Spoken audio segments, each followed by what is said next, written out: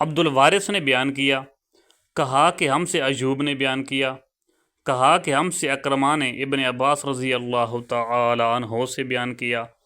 آپ نے فرمایا کہ رسول اللہ صلی اللہ علیہ وآلہ وسلم جب فتح مکہ کے دن تشریف لائے تو آپ صلی اللہ علیہ وآلہ وسلم نے کعبہ کے اندر جانے سے اس لیے انکار فرمایا کہ اس میں بت رکھے ہوئے تھے۔ پھر آپ صلی اللہ علیہ وآلہ وسلم نے حکم دیا اور وہ نکالے گئے۔ لوگوں نے ابراہیم اور اسماعیل علیہ السلام کے بت بھی نکالے۔ ان کے ہاتھوں میں فال نکالنے کے تیر دے رکھے تھے۔ رسول کریم صلی اللہ علیہ وآلہ وسلم نے فرمایا، اللہ ان مشرکوں کو غارت کرے، خدا کی قسم انہیں اچھی طرح معلوم تھا کہ ان بزرگوں نے تیر سے فال کبھی نہیں نکالی۔ اس کے بعد آپ کعبہ کے اندر تشریف لے گئے اور چاروں طرف تکبیر کہی۔